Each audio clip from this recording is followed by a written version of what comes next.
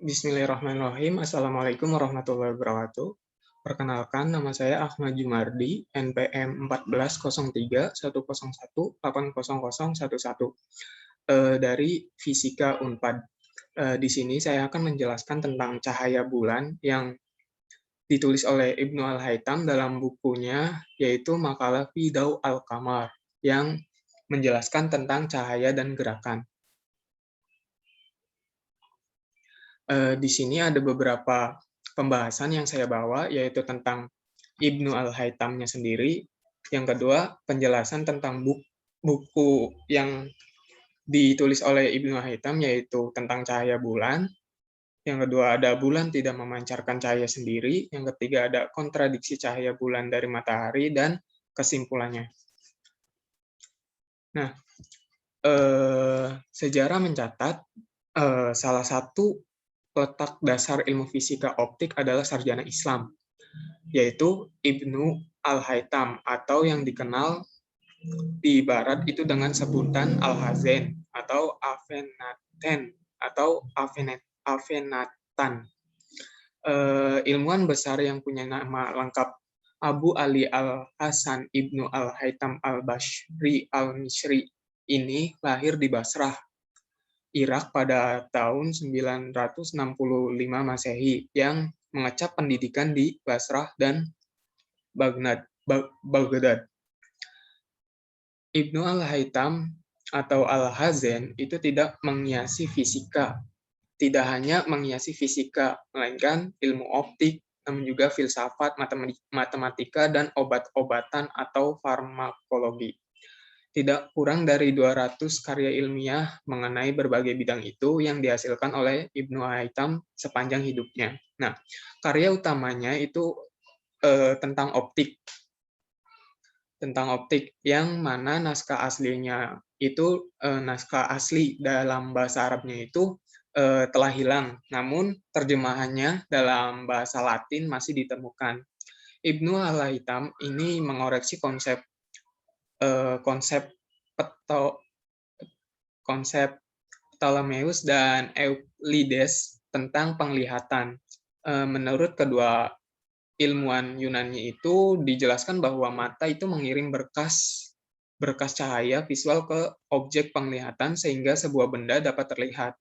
Sebaliknya, menurut Ibnu Al-Haytham, retinalah yang retina pusat penglihatan, retinalah pusat penglihatan, dan benda bisa terlihat karena memantulkan cahaya pada retina di bawah ke otak melalui saraf optik. Kepandaian matematis dari Ibnu Al-Haytham itu terbukti ketika ia dengan sangat akurat menghitung ketinggian atmosfer bumi. Nah, dalam karya Ibnu Al-Haytham, yaitu Mizanul Hikmah, Ibnu Al-Haytham itu banyak mengurai tentang masalah atmosfer. Nah, selain tentang membahas tentang masalah atmosfer, Ibnu Al-Haytham juga banyak membahas tentang pusat daya tarik, dan juga banyak melakukan eksperimen mengenai kamera obscura atau metode kamar gelap, gerak rektilinear cahaya, sifat bayangan, penggunaan lensa, dan beberapa fenomena optik lainnya. Nah, Ibnu Al-Haytham itu merupakan ilmuwan yang produktif dan memiliki banyak karya penulisan dalam berbagai cabang ilmu. Beliau telah menulis tidak kurang dari pada 200 judul buku, namun hanya sedikit yang terselamatkan. Salah satunya yaitu buku yang dijelaskan pada pembahasan ini, yaitu Makalah fi Daw al-Qamar, tentang cahaya dan gerakan langit. Nah, berikut ini sampul atau cover dari bukunya, yang ini versi bahasa Arab dan ini versi bahasa Inggris. Nah, buku ini saya dapatkan dari website jphogendi.nl, di mana website ini ditulis oleh seorang profesor dari Belanda yang penelitiannya itu tentang kitab-kitab yang ditulis oleh para ilmuwan Islam. Salah satunya yaitu ini Ibnu Al-Haytham ini.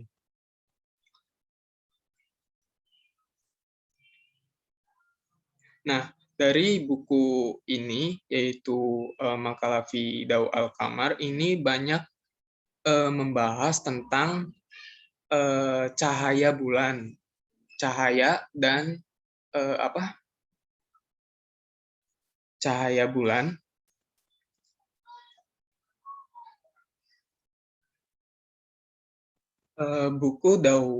Buku dari Ibnu Al-Haytham, yaitu Makalah fi Daw al-Qamar, ini banyak menjelaskan tentang mengenai senja dan lingkaran cahaya di sekitar bulan dan matahari, serta bayang-bayang dan gerhana.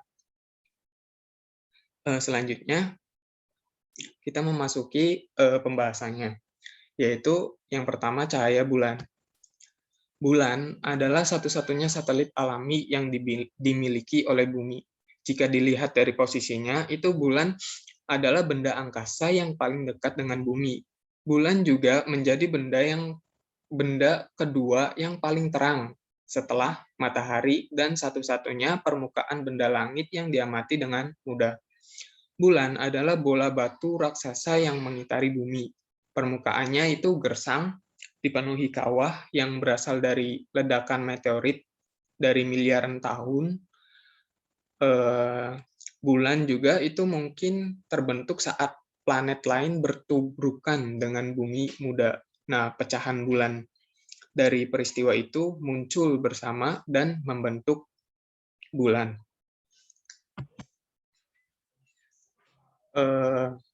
Yang kedua itu bulan tidak memancarkan cahayanya sendiri.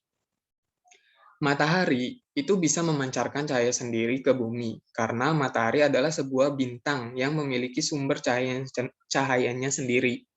Maka dari itu cahaya matahari yang terang akan mencapai planet-planet terdekat darinya.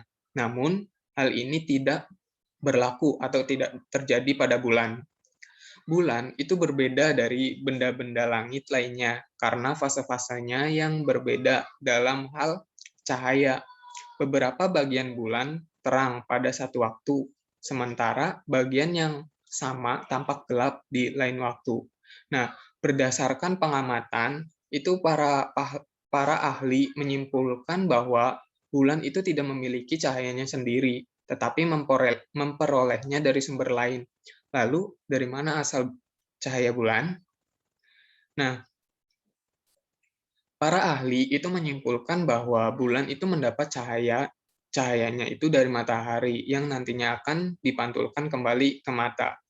Nah, untuk mendukung pandangan bahwa cahaya bulan itu dari matahari, para ahli memberi 3 alasan. Yang pertama, bagian terang bulan yang menghadap matahari itu dibatasi oleh busur yang menonjol ke arah matahari.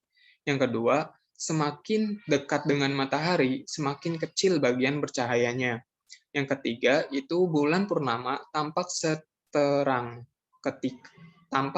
ketika berada di depan matahari dan memantulkan semua cahaya yang didapatkan dari matahari. Meskipun bulan tidak persis di depan matahari, dalam keadaan ini pada saat gerhana bulan, permukaannya yang memantulkan cahaya persis di depan matahari. Itulah sebabnya ketika bumi berada di antara matahari dan bulan, terjadilah gerhana bulan. Nah, karena alasan yang disebutkan tadi, semua sarjana dan filsuf atau fisikawan sepakat bahwa bulan itu mendapat cahayanya dari matahari. Seperti itu. Meskipun mereka berbeda pada hampir semua masalah lain sampai batas tertentu, namun mereka semua setuju dalam pendapat ini, yaitu bulan memancarkan cahayanya dari matahari. Namun ada beberapa sekelompok filsuf berpendapat bahwa bulan itu mempunyai mempunyai cahayanya sendiri. Nah, sekelompok filsuf itu berpendapat bahwa bulan tidak bercahaya dan gelap, dan ketika sinar matahari jatuh di atasnya, itu dipantulkan ke bumi. Mereka juga mengatakan bahwa bulan adalah adalah benda padat berbentuk bola yang memiliki permukaan halus dan bersinar, sehingga sinar matahari yang jatuh di bulan mencapai bumi setelah dipantulkan. Nah, mereka itu telah mengutip contoh salah satu contohnya itu cermin, mengutip salah satu contoh yaitu cermin untuk membuktikan sudut pandang mereka. Nah, mereka telah memulai bahwa cermin dan benda lain seperti memantulkan cahaya, mereka dengan cara yang sama, tetapi tidak satupun dari pernyataan ini yang menjelaskan bagaimana bulan mendapatkan cahaya dari matahari dan bagaimana ia memantulkan cahayanya atau fenomena apa yang terjadi. Nah, kelompok filsuf tersebut itu hanya mengatakan bahwa bulan memperoleh cahayanya dari matahari, tetapi mereka tidak memberikan alasan yang dapat diterima untuk membuktikan pandangan mereka. Lebih-lebih lagi, pernyataan para filsuf ini, filsuf atau sarjana ini tidak menjelaskan bahwa ini adalah satu-satunya kemungkinan. Nah,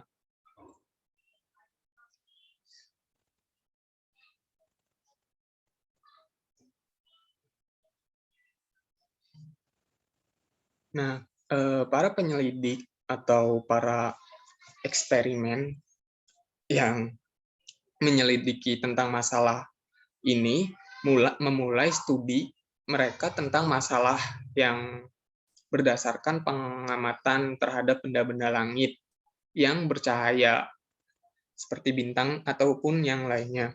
Nah, dari pengamatan ini sampai pada kesimpulan bahwa ada tiga kemungkinan tentang cahaya tubuh bercahaya mencapai beberapa tubuh bercahaya lain, yaitu yang pertama, setiap titik tubuh bercahaya yang berlawanan dengan tubuh lainnya itu akan tampak bercahaya.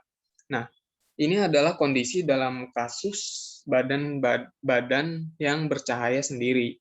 Nah, yang kedua, cahaya yang jatuh pada bagian tubuh manapun dari sumber lain yang dipantulkan. Nah, fenomena yang terjadi pada kasus semua benda berkilau dan cermin yang tampak terang. Ini kasusnya. Yang ketiga, itu cahaya yang dibiasakan itu terlihat di permukaan benda terjadi dalam kasus semua benda transparan. Nah,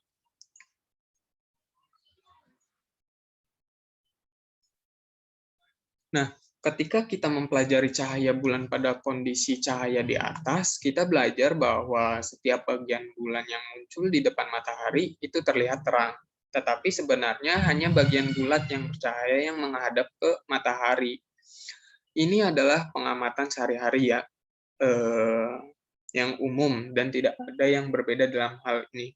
Oleh karena itu, ketika sebagian bulan di depan bumi menghadap matahari, terjadilah gerhana bulan. Artinya, ketika cahaya cahaya bulan terhalang seluruhnya atau sebagian, hanya bagian yang terhalang cahaya itu yang menjadi gelap. Nah, dalam kasus terakhir, kita harus mengakui bahwa bulan itu tidak memiliki cahayanya sendiri, tetapi memperolehnya dari sumber lain. Nah, namun dalam kasus tubuh bercahaya sendiri, cahayanya itu hanya bisa tidak terlihat ketika beberapa tubuh buram datang di antara tubuh bercahaya dan mata kita. Jika tubuh buram menutupi seluruh permukaan tubuh menjadi total tidak terlihat dan tidak hanya menutupi sebagian saja, maka bagian yang sebenarnya tertutup menjadi tidak terlihat itu tidak terlihat dan jika hanya menutupi sebagian saja. Nah, terlebih lagi jika dua tubuh itu ditempatkan sedemikian rupa sehingga keduanya dapat dilihat secara bersamaan, mereka hanya dapat dilihat jika hanya satu menutup yang lain sepenuhnya. Dalam hal ini mereka jauh dari pengamatan sehingga sangat sulit untuk membedakan satu dari yang lain. Demikian pula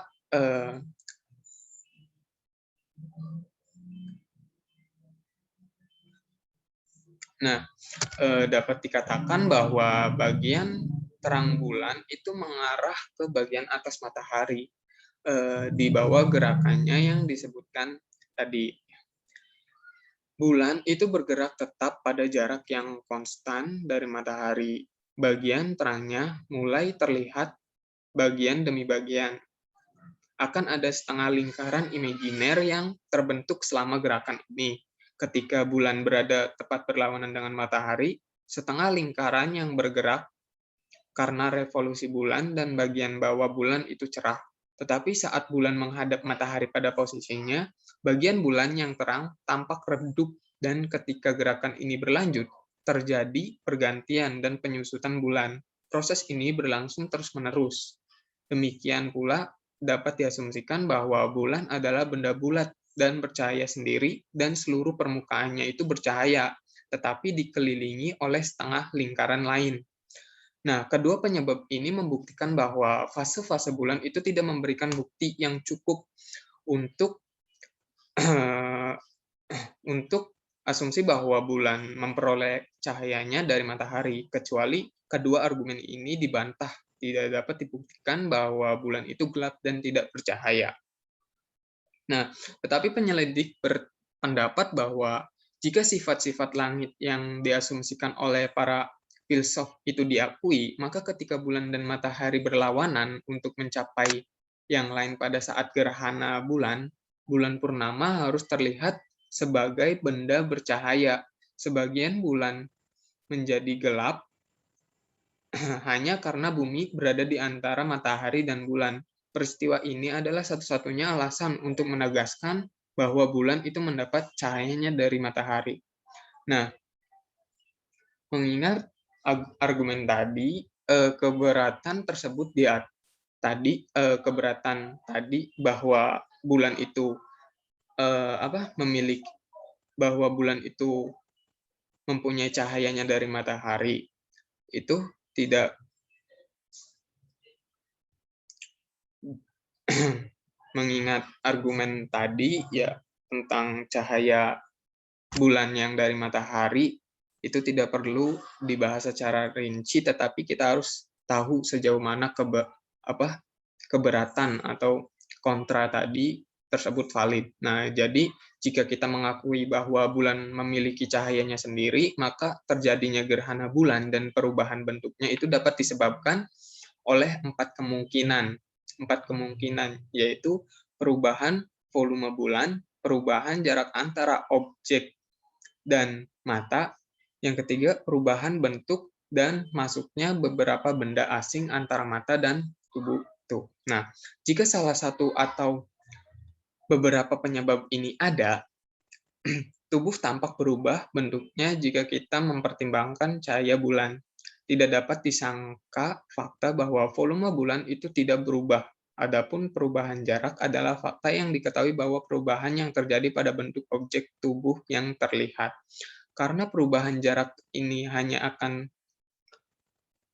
menjauh, baik tubuh akan tampak lebih kecil atau lebih besar, atau beberapa bagiannya akan menjadi relatif lebih menonjol, atau beberapa bagian akan menjadi sama sekali tidak terlihat, tetapi tidak mungkin bahwa tubuh cerah melengkung yang terlihat itu seperti bulan sabit dapat terlihat dalam bentuk bulan sabit sepanjang waktu.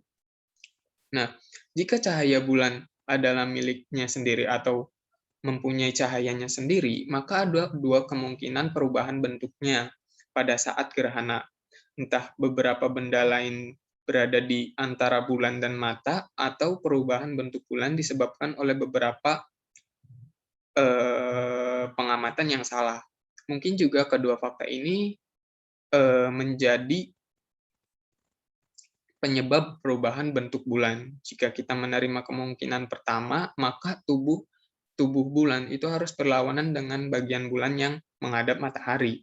Karena bagian inilah yang gelap pada saat gerhana dan luas bagian bulan yang gelap ini adalah tidak signifikan. Nah, daerah inilah yang menghasilkan titik yang sebenarnya berlawanan dengan matahari.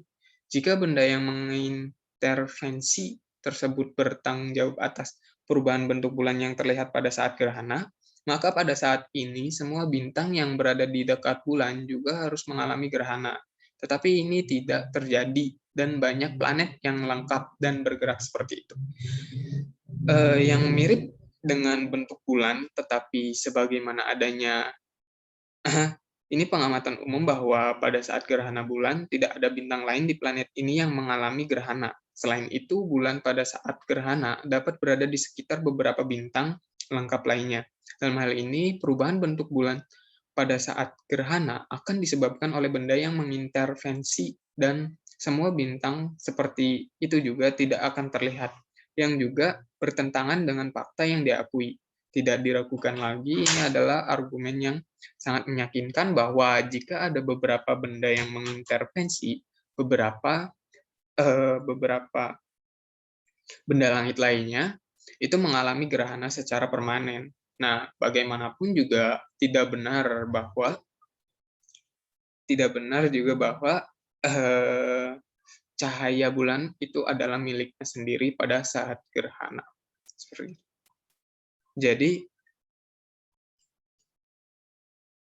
Jadi pendapat para ahli yang tentang cahaya bulan itu memiliki cahaya sendiri itu berarti salah. Berarti dapat disimpulkan bahwa bulan itu tidak mempunyai sumber cahayanya sendiri, dan cahaya bulan itu sebenarnya berasal dari pantulan cahaya matahari. Nah, itu bulan itu berada dalam orbit yang sinkron dengan bumi. Hal ini yang menyebabkan hanya satu sisi permukaan bulan saja yang dapat diamati dari bumi. Nah, orbit sinkron ini menyebabkan skala rotasi sama dengan skala revolusinya. Seperti itu. Mungkin itu saja yang dapat saya sampaikan. Kurang dan lebihnya saya mohon maaf. Assalamualaikum warahmatullahi wabarakatuh.